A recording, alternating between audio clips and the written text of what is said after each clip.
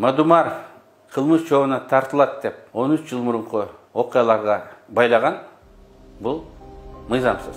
Абсолютно мыйзамсыз.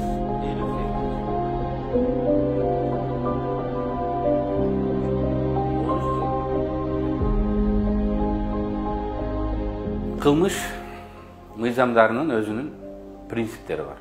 Мөөнөтү өткөн окуяларга кылмыш иши козголбойт.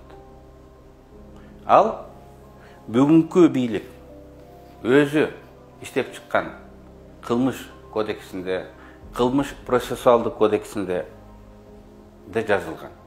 Бул мыйзамдарга Садыр Жапаров жакында эле кол коюп, бул мыйзамдар күчүнө кирген.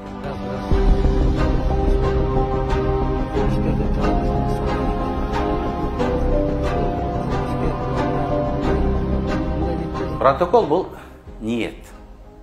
Андан кийин документтер иштелип чыгып, өкмөттөр кол коет. Чын эле 2009 жылдын декабрында Кыргыз өкмөтү менен Тажик өкмөтү биз айткан участок 275 метр боюнча Ош шаарында кол коюшат. Кыргыз тараптан өкмөттүн атынан ошол кездеги транспорт министри Нурлан Сулайманов кол койгон. Парламентке келип түшкөн.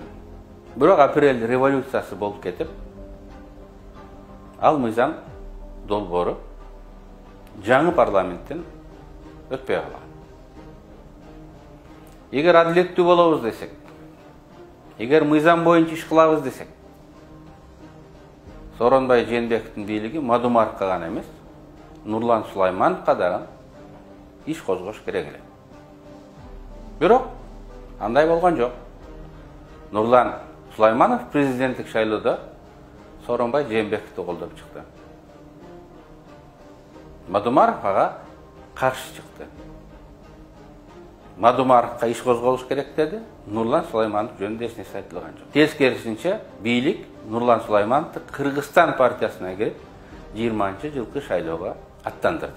Садыр Жапаровдун убагында бул маселе даң көтөрүлдү. Мадумаровго иш козголуш керек дейт. Ал эми өкмөт аралык келишимге кол койгон Нурлан Сулаймановго иш козголбойт. Тескерисинче ал Жапаровдун кеңешчиси болуп дайындалды. Анын уулу Ташиевдин партиясы деп жүргөн Ата журт Кыргызстан партиясына былтыркы октябрдагы шайлоолорго аттанды. Ушунун өзү бир эл окуя боюнча эки башка адамга эки башка мамиле экендигин, бул тандалма процесс экендигин далилдеп турат.